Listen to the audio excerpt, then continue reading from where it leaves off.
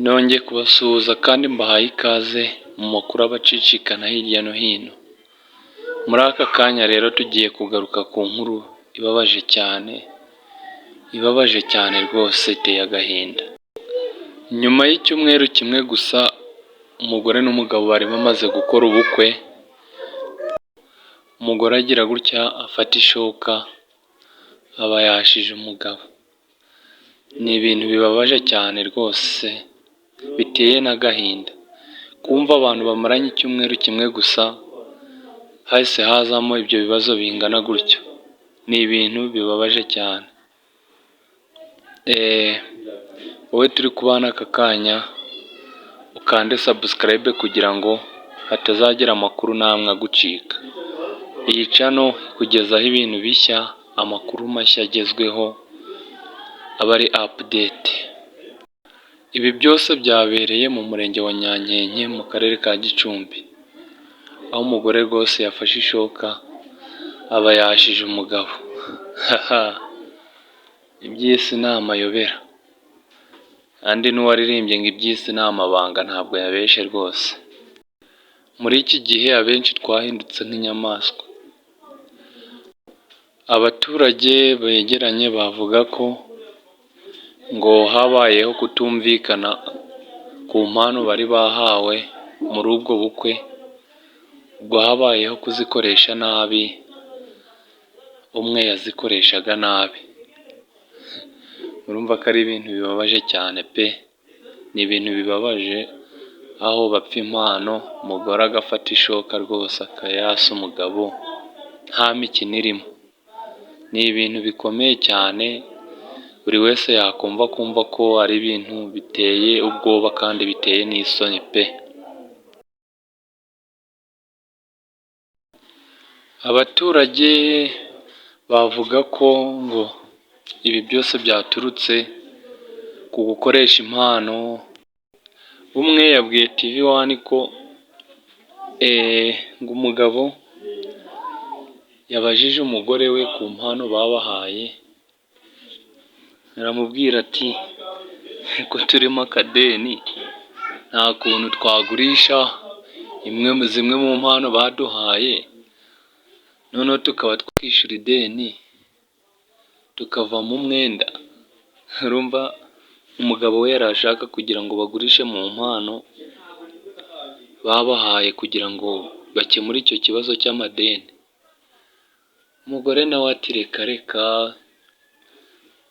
ntibumvikana nyine. Urumva ko hajemo kutumvikana, umwe abishaka undi yanga kubyemera, birangira umugore ateruye ishoka rwose ayasa umugabo. Ni ibintu biri kubera muri iyi si rwose, ni amayobera, ni agatangaza.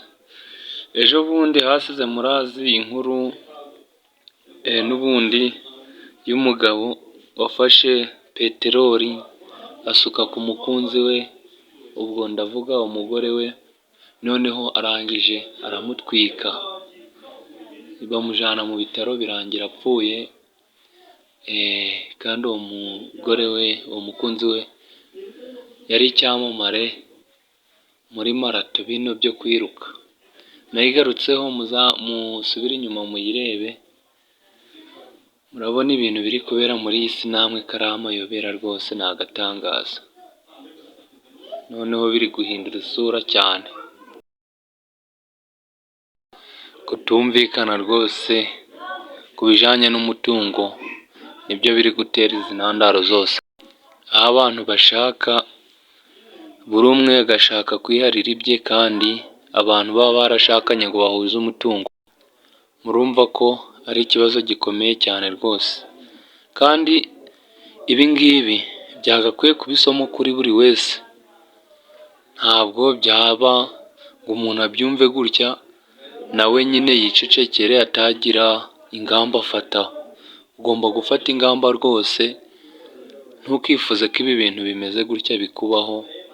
Buri wese uba wumvishe nk'iyi nkuru agomba kwiha intego y'uko ibibazo bishobora kuba akaba yabikemura, kuko ibi ni ibibazo biba biremereye.